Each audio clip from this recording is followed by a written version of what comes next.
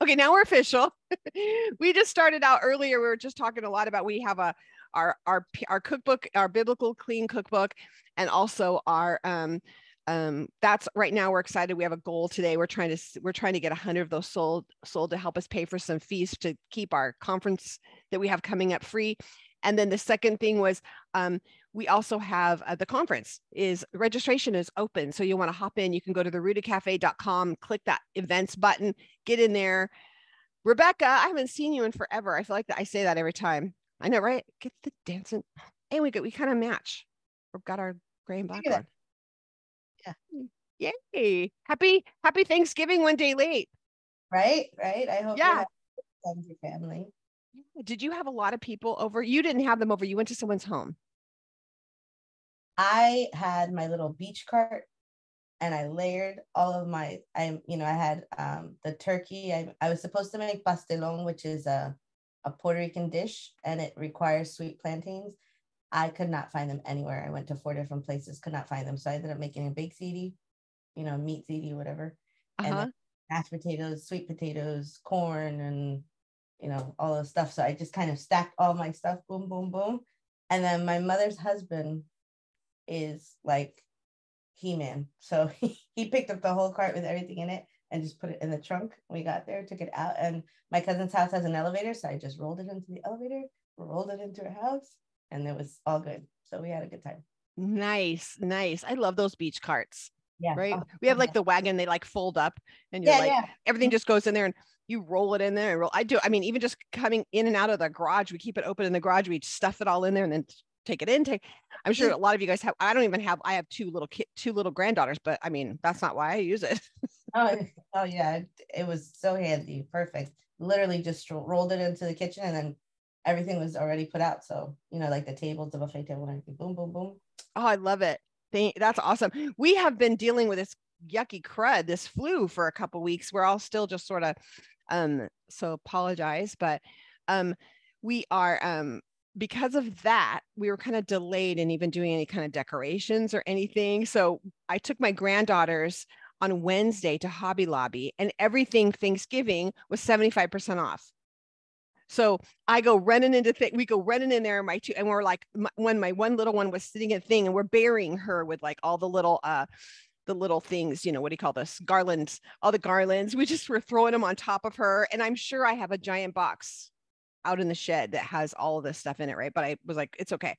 So like for $25, we got so much stuff that just looks like Thanksgiving exploded in the house. And I let them do it, the stickers on all the windows. And I just let them go, 4 and 6 go crazy, just decorate. They did the table. And the other thing was I decorated the table with, I set the table, one place setting. And then I said, okay, now you guys do the rest of them. And I left all the stuff out there and had them like make it look exactly like that. So teaching them where the forks go, where the things go, all that. And that was kind of fun. Like that was new. That's cute. Yeah, it was really cute. They were so proud of their table. I did that after watching a new show. You know how you and I, we're texting each other the shows. The show's called Mind Your Manners. Has anybody watched that show? Mm-mm. I promise we're going to get to the portion in a minute. The reason this little show, it's this lady, she's from China and she comes in and kind of does this makeover for someone who needs a makeover in their manners or etiquette. And so I thought, I had to go to finishing school when I turned, I can't remember how, 13 or 14, my mom made me go to finishing school. So I don't know if anyone else had to go through that. That was fun.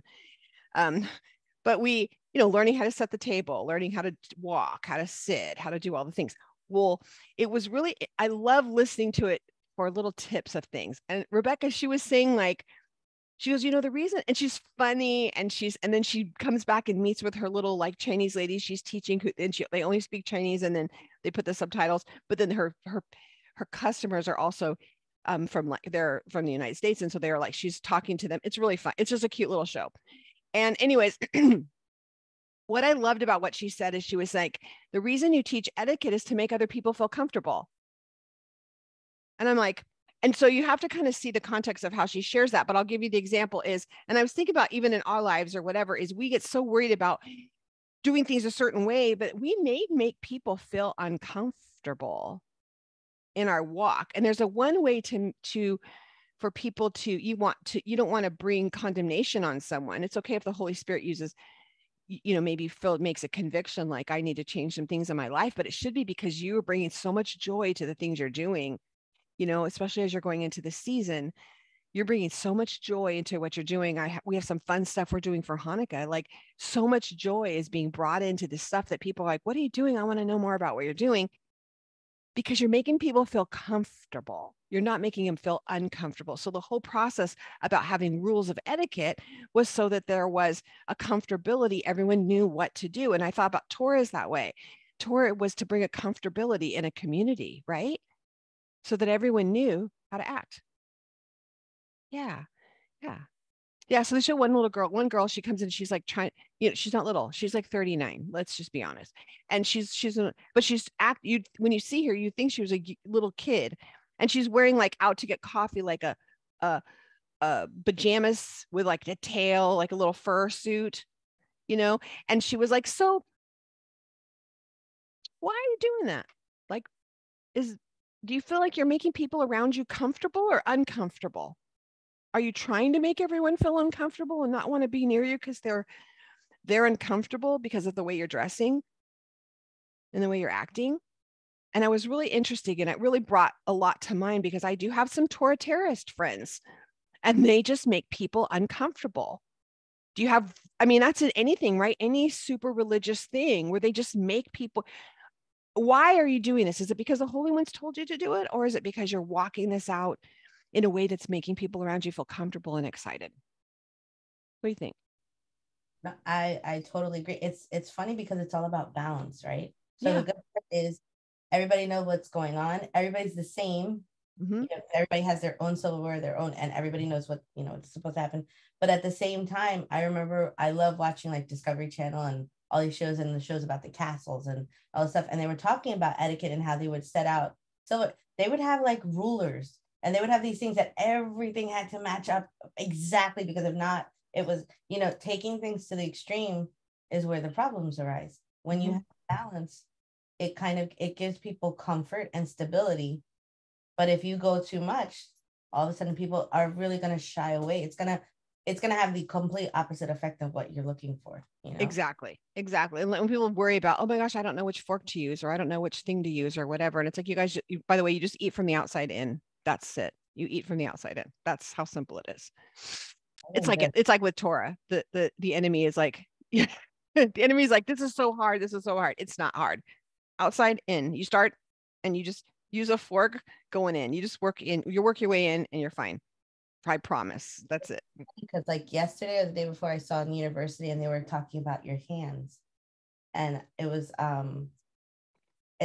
one of them had 5 fingers and one of them had 4 fingers. So if the word has 5 fingers, then it was spoon goes on the right hand, like right and left was, so you have right has 5 letters and left has 4 letters. So if the word has 5 letters, it goes on this side. So fork goes on this side, spoon and knife go on this side. And then this was drink and this was bread, the B and the D. So you know that bread goes on this side, and your drink, your glass is always gone. So they're like cute little tips, that you can remember. As long as you have balance, it's all good. It's all balanced. And what it is? It does look balancing when you look at your table. It looks balanced. You sit down and everybody's, now I am that person who's making sure everything's ruled across the bottom of because but if it wasn't, I wouldn't be like flip the table or anything. I'd just be like, oh, fix it. But so, recovering control freak right here. But I don't put a ruler, but I was telling the girls, make sure they're lined up and make sure the plates all line up in front of each other, because when you sit down, there's a thing that happens in your home, and when things are in balance, when you look at something, it brings a relaxation to you because it's balanced. It makes everyone feel comfortable. It seems silly, but I don't even know how to segue this in, but in a way that we're going to be in Toldot today. It is Genesis 25:19 to 28:29. And then along with this is Malachi 1:1 and 2:7 and Matthew 10:21 through 28. And sorry, still weird. While I was watching, I replayed on Wednesday. I wasn't ready verbal to do the portion yesterday on Messianic Lamb. So I replayed last year when Deborah Flanagan had some ladies over. She had Debbie Franick over, and she had Austin over, and she had She had Cinnamon come over, and they came and sat around the table and they did the portion last year. So this time last year, if you guys go back in, which you all have access to, if you go to therootedcafe.com and hit portion, you go in or you sign in as a member, put your email in. And if you forgot your password, which you may not even know it, you can just say reset it. You can go in there and you'll be shocked. Oh, look it. When you go in there, you actually have all access to all the past portions. You have the study, how to study the Bible. You have how to use the Blue Letter Bible. Every single one of you, if you're in Facebook right now, that's the reason we ask for your emails, because we set you up that account so that you automatically have it. And if you can't find it or you need help with it, it's okay for you to info at the Rooted Cafe. Just email us. We'll get a hold of you, and we will help you with that. If you email us, if you put your phone number in there, we'll text you back and forth, or we'll call you. We want you to be able to use that, and it's free. Just go in there and use it. But they were talking. It was so fun to see that I want to do that more often. So if anybody's interested, I'm thinking maybe like the fifth Friday of month we have a fifth Friday is having it be where you bring people over to your house, and we have a few of you on here at the same time, where you have your group, your girls, and we're just chatting about it. But one of the things they were chatting about is this is really a generation of births, right? And they were talking about last year, just before this happened, I had done an interview with Dr. Robin Gould, and she was talking about Rebecca, which was from last week, right, guys? That Rebecca was watering her destiny. She was actually filling up her own chariot, because she ended up riding that back. She was actually, you don't know the things in your life right now that you're actually watering that are part of your destiny. We talk about our children all the time that's the case, but what else in your life that you don't even realize you're pouring into, that you're going the extra mile? And I'm teaching, we teach character, how important character is to our children, but what about to us, right? That spirit of excellence. What are you watering that's actually could become your own chariot? You never know. And it's important because, and that's a really good reminder, because sometimes you get tired along the way of doing it. That was not an easy task for her to water all those camels. And yet she did it. She did it, but she did it. And that's a hospitality level. You and I, we talk about this all. We don't get it. We don't get that level of hospitality. My wagon. You got your wagon. You're like, what? I mean, that was a lot of hospitality for you. I mean, last night I was like, hospitality was like, you went all the way out and saw the person down the road as they left. It was raining. I'm like, yaps, bye. I'll just say bye from the door. I hope you don't mind. Got socks on. I'm good. Yeah. Oh my gosh. What else? I think going into did you do it? Did you do your Bible? Did you try it yet? I'll be honest with you, this week was a hard one. A lot of things went down that I had to take care of. I'm so happy you're here. Thank you. I told my There's a lot of people ask, are you guys going to do this week? I'm like, yeah, even if we sit around and chat. Okay, this is what I'm talking about. Did you do it? I did it just before we came on because I wanted to show you guys. Rebecca shared this with us over on Band. If you're not over there, you guys download the Band app, BAND, and let us know. We got to get you over on the porch and over there. But tell them what I did. It's you actually put tracing paper, or I suggest if you can get vellum paper because it holds up a little bit more. And I think that's a better idea. And you can put the tracing paper on with washi tape or some light tape, and then you're able to write your notes on your Bible without actually having, and you just got a new Bible. So that's actually cool, because then you're not marking up your whole Bible, but you can take notes and then keep them. And year to year, you can start all over again when you start your. Yeah, you could take these out and then, not, or just add to it and see your Bible will look kind of be all big.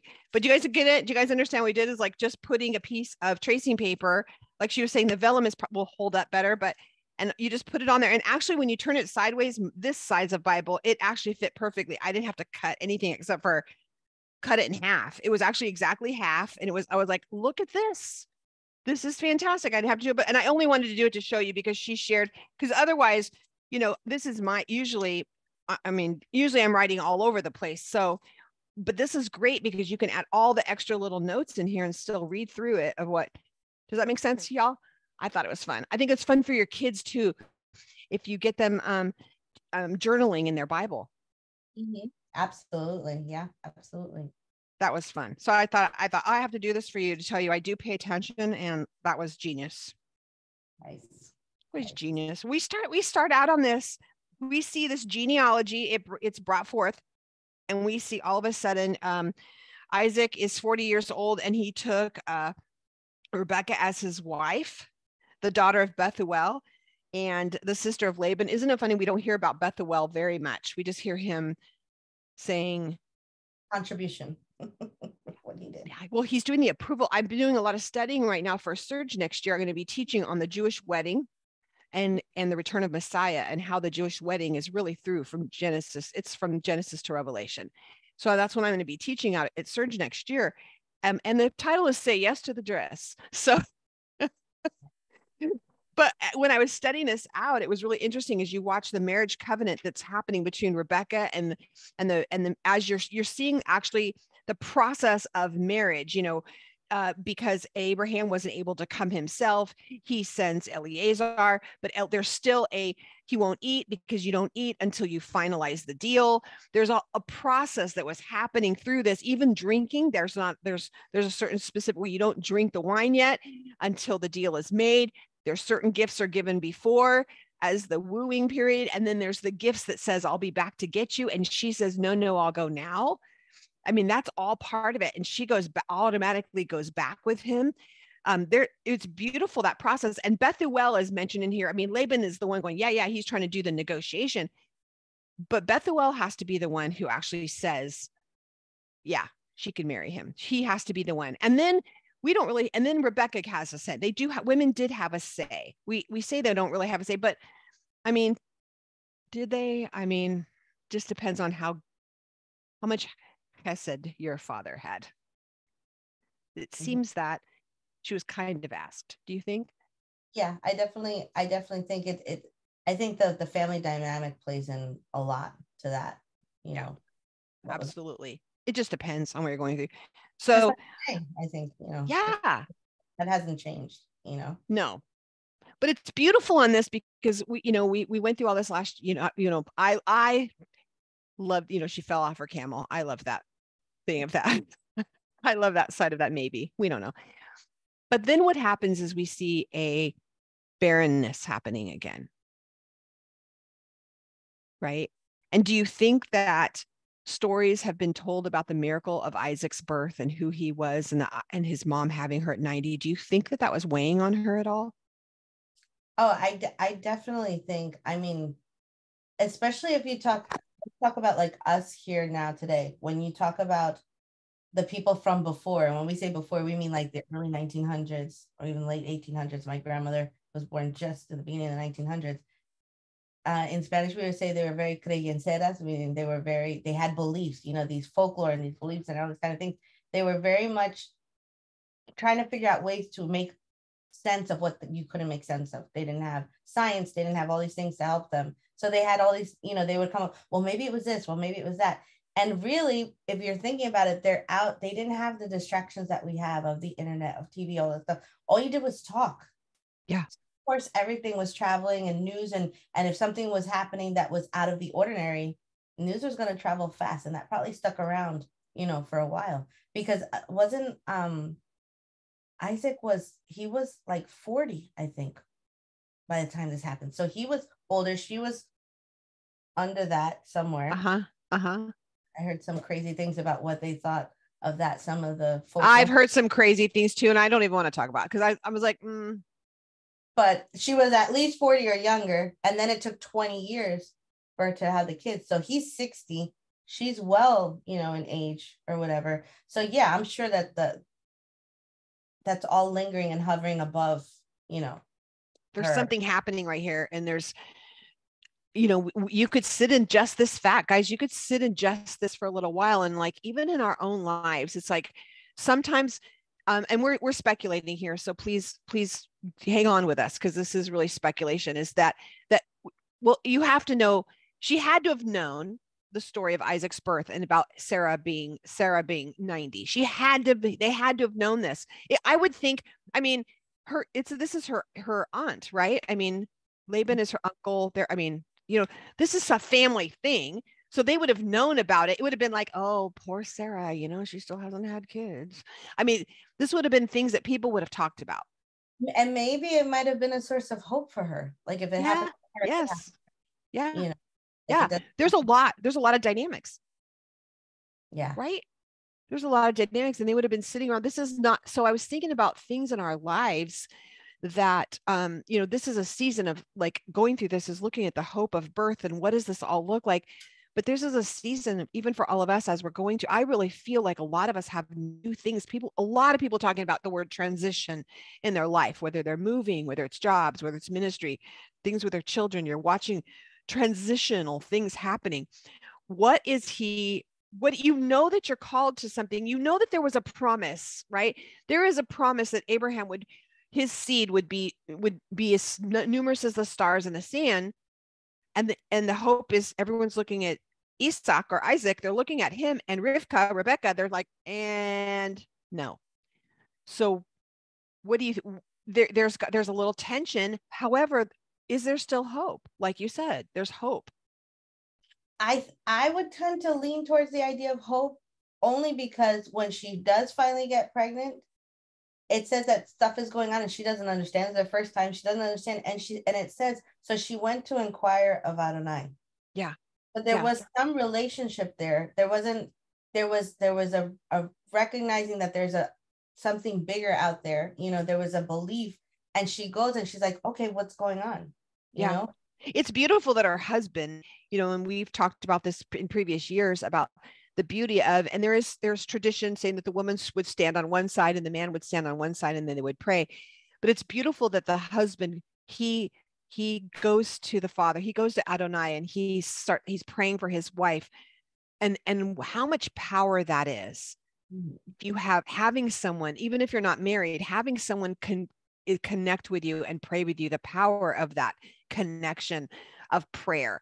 Because as a married couple, if I believe if one's doing it, it's as if they are both doing it in a lot of things. So there's times when Randy's like, gosh, I wish I could have gone and done this. I'm like, that's okay, because it's as if you did it, because I went, because I did it. It was as if you did it, because we are one. Absolutely. Right. And I think it's interesting to note too that he was 40 when Abraham goes to do all this. Time has passed. He's a all out man. There's this idea that they had to be young, and that you're an old maid if you were 18 or 20 by the time, and you hadn't got married or whatever. But time has passed on, and to see them holding on and still holding hope to that idea of it's got to happen somehow. God promised it's going to happen to me, through me, through whatever he promised my dad. It has to come through me because I'm the son of the promise, and holding on to that hope and that faith of God, listen, we don't see it happening, but we're trusting you. Like, what's going on, And can we speak to this? Seems rudimentary or really basic for everyone, but this is a lot of times in year, there's more year left than money. Maybe there's more month left than money on the longer months. Maybe there's stuff happening where you've been promised something, and you just need that reminder today that it's on the way. And maybe you need a reminder that you need to ask someone to pray for you for that thing, that that it was promised. And maybe it was promised through a mother, maybe it was spoken to you, and you need to be reminded there was a prophetic word spoken over you that said that you would do this, or that that God has called you to do something, and you have it, and it's a burning desire in you, and you feel like maybe just because you're home, and because right now your calling is first to your home and your children, that is still not, it's delayed. But remember, just because it's delayed, it doesn't mean that it's dead. Can I just tell you that I am just now being reminded of a word that when the word was given to me, I could not have imagined what my life is right now, because it was so drastically different back then, and how that word's fulfillment now means so much more. And it's such a different twist. Like, you're saying this and I'm going, so if you see me staring It's a space. It's just because God is down. Okay, so do you remember what that was said to you? Can you share it? Yes. Well, part of it was that I would be very successful in in business and in other things, but it was said to me at a very young age, and it was said to me at a time when I thought my life was going to go completely another way, and that was not even on the table. It wasn't something. It was, to me, it was like a far off, like kind of doesn't even make didn't factor into what I wanted and what I thought my life was going to lead into. And then to hear it now, for me, it seems like an impossibility, but to hear, like to me, it seems like so impossible, but to hear that God was thinking about that way back then when I wasn't thinking about that. And it wasn't registering for me.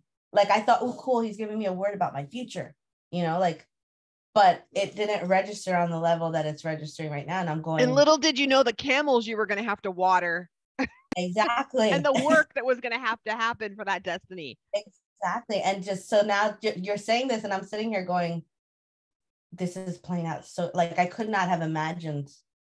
And it's not like I have the answer. It's not like the answer has come. But it's like that puts that spark in again, like, okay, God, well, what do you want? What steps do I have to take or something? So yeah. 100%. So I'm curious if you're out there right now, if you're listening, however you're listening, there's a way, some way for you to get to us, whether it's you're commenting right now live or you're commenting later, because if you're watching this, even if you're listening on podcast, there's got to be a way. Email something. I want to hear from you. The word that was spoken to you that hasn't come to pass yet, if that has happened. And I also want you guys to know that we do have a prayer. Like Deborah Flanagan has a prayer time that's open to anyone who wants to come in and pray. And you want someone to pray with you, you just have to pop in. You don't, even if you just want to pop in, I pop in sometimes because I feel like my prayer life gets stagnant. Like I'm saying the same, like I'm cut and pasting prayers. I'm a copy paste on some prayers. I don't know if anyone else gets there. So sometimes I sneak in there and just sit and listen. I don't say anything. I'm just incognito in the little chat room. Like it's like this, but I'm just like cameras off, mute off. And I'm just listening, because listening to other women pray, sitting around and listening to other women pray. And I'm like, ooh, I never even thought to pray that way. Ooh, I never thought to pray about my husband that way or whatever. I mean, I think that's imperative because we're talking about how things prayed, because while who are you praying for? You can flip this. Who are you praying for? I look over here. Jen Gorski says, I still remember the first time someone prayed for me. I was 22 years old. Who are you praying for? Who needs you to pray for them? And if you need prayer, would you say, you know what, I would love someone to pray for me? And would you put that on here? And if you're a prayer warrior, say, I'll pray for you. You guys are community. That's what community does. We're not just some random like group that, oh, we happen to meet every once in a while. That's truly what we want to foster. And this is this discipleship. Rebecca, when I was in 11th or 12th grade, I can't remember, we had to do a class called like life science, and you had to, have the little egg and you pretended like it was your baby and they got you married. You're married to someone. You had to go to like the insurance company and get quotes on how much. Basically, I had to do a budget. They were teaching you how to be an adult, like adulting. It should have been adulting 101.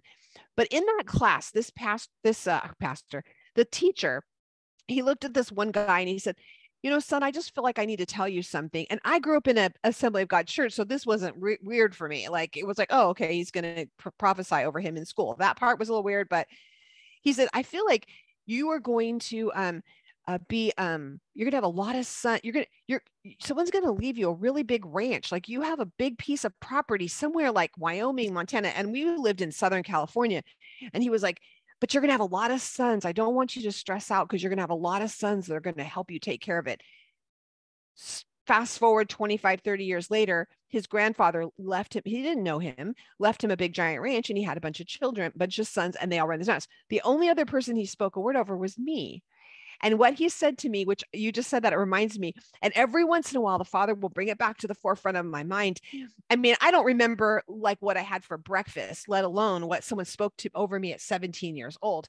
But what he said was something, you're going to write a book, or you're going to do something where you're traveling a lot. I don't know what you do. You're speaking, you're going to be on stages. I have to caution you. Your husband's going to be left to do a lot of work, a lot of things. Don't take advantage of him. Be very mindful of the work that he's doing in the back end to help you do what God is calling you in the front end. And I remember that all the time, even with my husband, that I'll stop and I'll be like, wait, simple things like this morning, knowing I had to get a bunch of stuff ready, get ready to be in here, but knowing that something was spoken over me, that I knew that there's a promise, but I also remember the warning that's saying I ran in there and I emptied the dishwasher from last night, Thanksgiving, loaded up whatever glasses and stuff were left over. So that wasn't left on him because I had to, oh, it would be easy for me to say, oh, I have to come do this. And he's so amazing. He would have been, I'll take care of it. But he'll notice like, oh, she did that. That was cool. There's things God has spoken over you. And I want to hear what he's spoken over you, because I do believe that God has, he said he has called you to a purpose. I mean, we take Jeremiah 29:11 and we're like, whatever, I have a purpose. I know not to fail, not to be, no, he has called you. He has birthed something into you. And we see Rebecca coming forward and all of a sudden she becomes pregnant. And like you said, there's a struggle happening. Rebecca, they didn't have ultrasound. She did not know she was having twins. She just knew that this can't be normal for her to feel this warring happening in her belly. She didn't know she had twins. I mean, I don't know why that just kind of hit me this year. Like, oh yeah, wait, she didn't know she had twins. And I love the fact that she was like, what is going on? Because it might have felt like alien, what is going on here? And wait, she goes to God. like, that her first choice is to go to God and to say, okay, what's going on? Instead of wait, she ran to the throne and not the phone. Exactly. It would have been easy to go to maybe some of the older women and what is going on, and right. And everybody has their, oh, drink this tea or do all this, all these kind of things or whatever. And she's like, wait, hold on, God, what's going on? And that God speaks to her, in the same way that we saw last week when for me the big thing last week was God vindicating Sarah and God speaking and doing on her behalf, because we know that women were kind of like, in the background a lot, but God sees you and hears, what's going on. And when you're questioning and you choose to come to him, he will answer. What's going on inside of me, Father? I have been warring against a couple things recently, and this was a reminder to me. There's things happening that are the marketplace and kingdom work are kind of warring against each other. I know you've going through some similar things, because there's the practicality of how do we pay our bills? And then there's the thing that, you have this calling that takes up a large amount of your time, and they start warring what's more important. And it can feel like that sometimes. And isn't that what's happening here? There was the flesh. We can read through this. We saw Esau. Esau said he was red. He was a person of the field. He was a person of the flesh. Okay. And we see Yaakov or Jacob. He was a man who, it says that he dwelled in tents, which meant that he studied. That was an idiom, Hebrew idiom. For those of you who love Hebrew idioms, you do know if you're in the Rooted Cafe, we have a really great course from Gail Heaton. Here's your plug. Go jump in there, watch. They're simple, quick little videos, and she teaches about all the little Hebrew idioms and really cute, short ones. That's one of them, dwelling in tents, right? It wasn't that he was lazy and he just laid around in the tent. He was studying. And another interesting that I learned this week was the fact that the dwelling in tents also meant that he had herds, that he was dealing with his like homestead instead of going out and looking. He was dealing, and later on in scripture, you'll see it when you see the genealogies, it'll say, and they were the sheep herders or the shepherds or whatever. Yes. It's kind of like, it's the idea of a home kind of bound. Yes. He was about the business of the family. Yes. Where Esau was getting wives from other countries.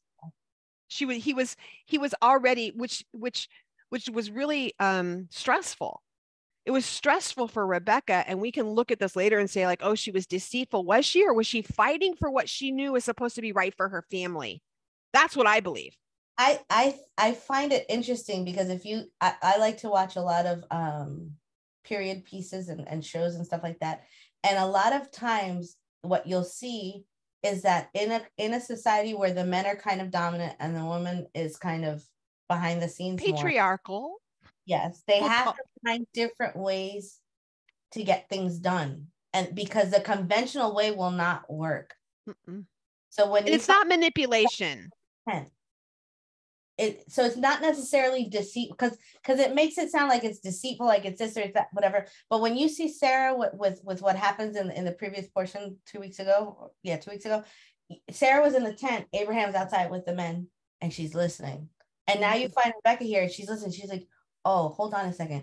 God spoke a word to me, and what I'm hearing is, I know, because I've lived with this man long enough, I know what he's getting ready to do. He's gonna mess it all up. Let me just, No, you didn't. Yeah. He's no. And women, we are called to be that ezer kenegdo. We are called to be that opposing force, which means sometimes we apply pressure. Sometimes we're the one who stands and says, no, that's not the way to go. And sometimes they're the one who does it to us. But we are to be opposing forces so that we can hold each other up. And sometimes it means saying no. And if they're not listening, because like you're saying, that you're in this society where it's patriarchal, it wasn't like, to my understanding, it wouldn't be like she'd come in there, okay, listen, this is what we're really going to do. That wouldn't have been how it was done. So she had to do it from a different direction. I don't believe it was deceitful. I believe she was fighting for the promise of God, and she was not going to allow Esau's pagan wives to come in and take over that home. Can I just point out here that there is a word that's used in this passage, in this Torah portion, that was used 2 portions ago. It comes from the same root with Isaac's name, Yitzhak, which means laughter, and it's mitzahek, if I'm not mistaken, and it's used in this passage also. And when it's used, it's talking about when Isaac says, hey, listen, he takes a page from his dad's playbook, and he says, hey, listen, when we go here, pretend that you're my sister and not my wife, so that everything will go well with me. But then it says that they see them, and they see them mitzaheking, which is basically they're fooling around. And they're saying, wait a minute, they're married. You wouldn't do that with your sister. You wouldn't do that with your brother. And they figure it out. 2 portions ago, the one who's doing the mitzaheking, which that's just my is Ishmael with Isaac. Oh. And Sarah gets mad. But the translation that we have says, oh, he was bullying him, or he was making fun of him. That's the word that they use. And so you're like, man, Sarah's really mean, because as a result of that, she's like kicking Hagar out and kicking Ishmael out and telling Abraham he's not getting any part of what's going on here. But if you realize that the same word is being used, that what Ishmael was doing was not kosher at all, what mother here listening would not have the same reaction to what Ishmael was doing and be like, oh no, I'm cutting this off. I'm nipping this in the bud. We're not doing this. So it's when you see Rebecca acting, do I kind of condone the way she went about it? No, because there was things that went, but I see her taking matters into, like, I got to fix this. I have to do something, and seeing how God deals with us when we stick our hand in his plan. When he says something's going to happen, and God having to say, okay, great, now I have this situation. How am I going to turn all those things together for good for those who love, the Lord? How do I deal with all this? Because now it creates this conundrum of, now the brothers, Esau's looking at Isaac and saying, it wasn't cool what you did. Well, and he didn't, and Esau didn't want it, because Esau was focused on, like, I think that you said it best, is that he was focused on outside things. He was things of the flesh, even. I mean, we can look at this at multiple levels, whether it's outside, meaning looking at the other pagan women, other cultures. He was out and about he was away from the homestead, but he was also very fleshly. His outside, he wanted to feed his flesh. We see Jacob, then he was very focused on, I want to take care of my home. He had a heart. He was the one who he had a heart for that position of the firstborn. He had a heart for it. And he wanted to have wives that had a heart for it. He even waited. He was waiting.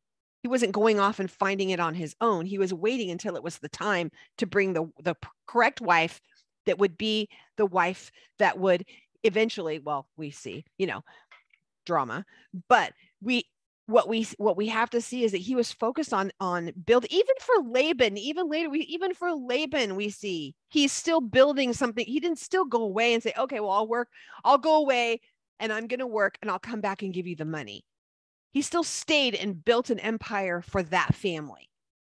Well, and he did it with the right intention. I mean, Laban coming in Uh-huh. and playing him dirty afterwards was, not something that he was planning on, but he was doing the work to kind of build something, which brings me to an interesting point.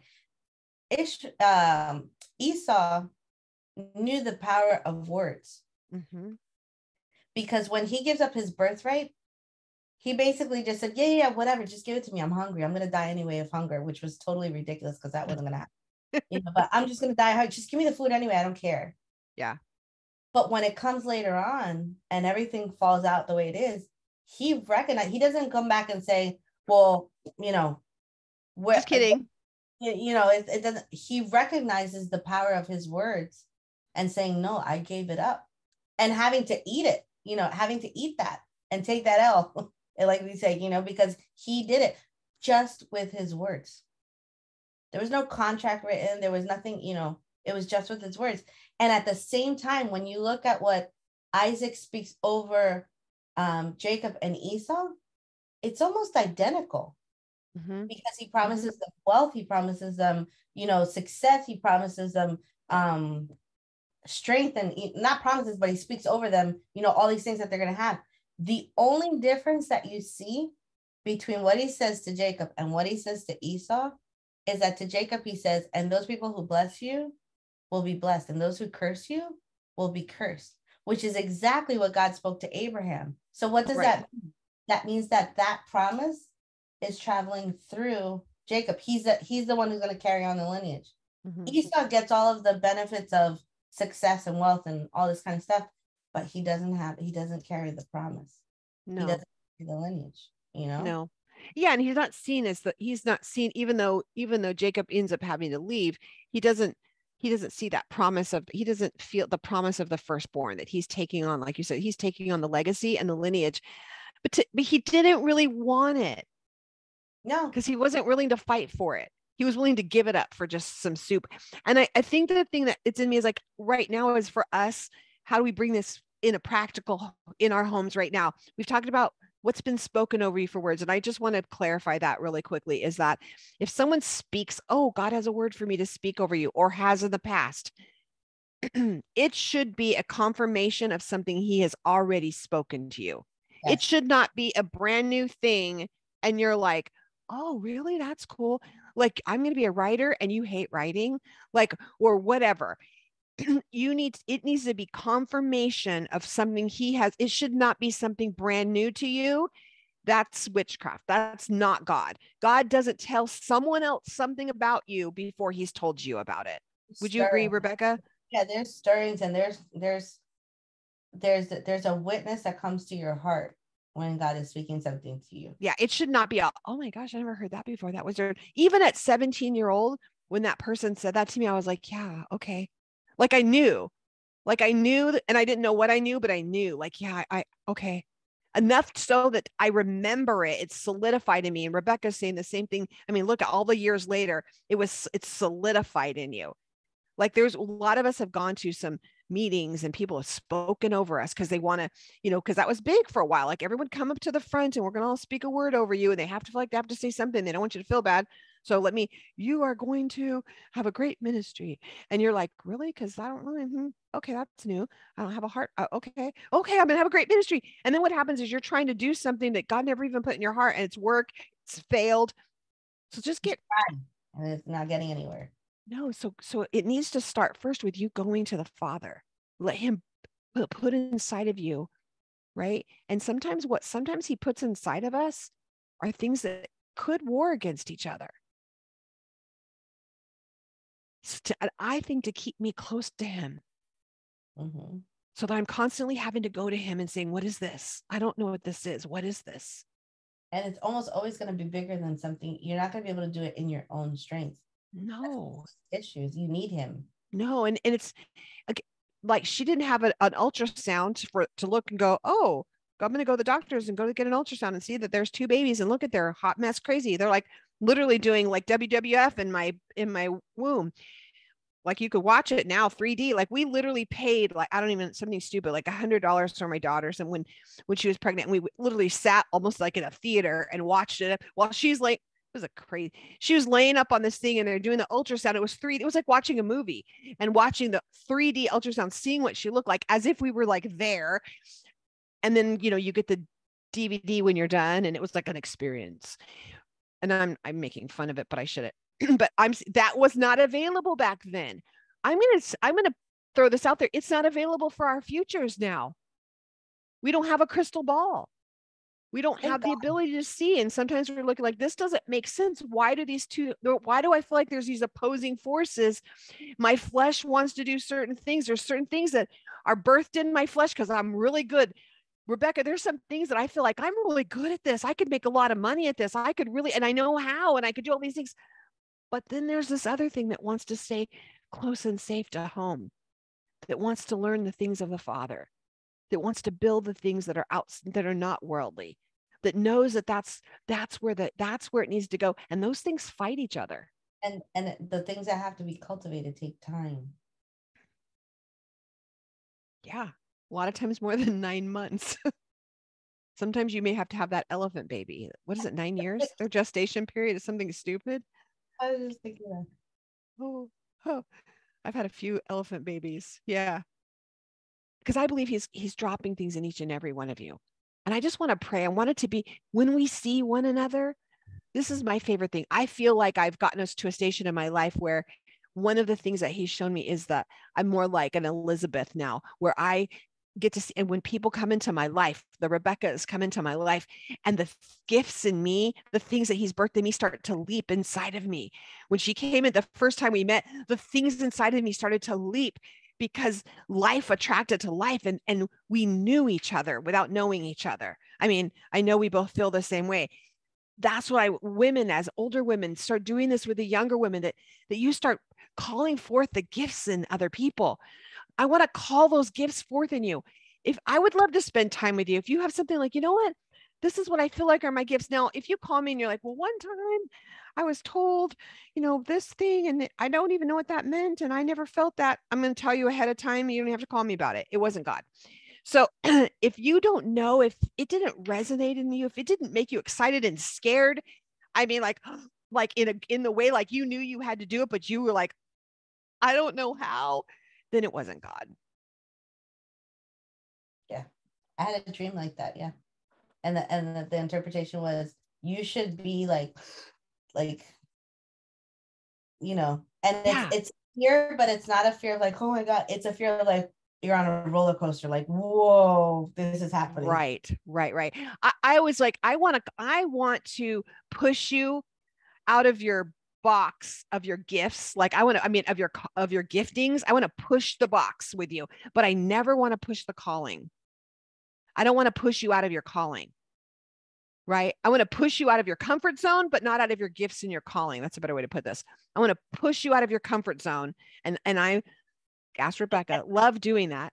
I think it's because we're just scratching the surface of what our gifts and calling are. And you need to be pushed out of your comfort zone to access those additional gifts and those tools and those resources within yourself that God has put there to be able to bring it to pass.